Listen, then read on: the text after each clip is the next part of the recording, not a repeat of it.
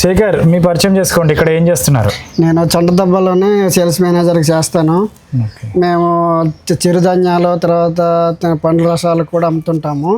ఈ పనస పంటని సొంత డబ్బా వాళ్ళు పండించిన పంట. తర్వాత ఇక్కడే మేము సేల్ చేస్తున్నాము. ప్రతి శనివారం ఆదివారం స్టాల్ పెడుతున్నాము వాసన ఆఫీస్లోనే. మా ఊర్లో కూడా ఇటువంటి పనస పండు చాలా బల్క్గా దొరుకుతాయి.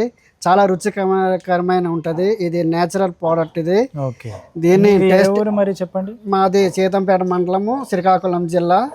నా పేరు శేఖర్. ఒకసారి టేస్ట్ చూడండి ఎలా ఉంది.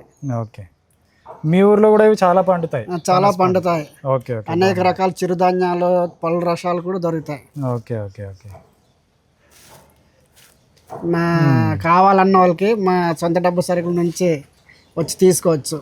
సంతోషం. చాలా తీయగా ఉందండి, ఎంతో మధురంగా ఉంది రుచి. మీరు కూడా వచ్చి సొంత డబ్బా సరుకుల దగ్గర కొనుగోలు చేస్తే ఎంతో బాగుంటుంది. సంతోషం.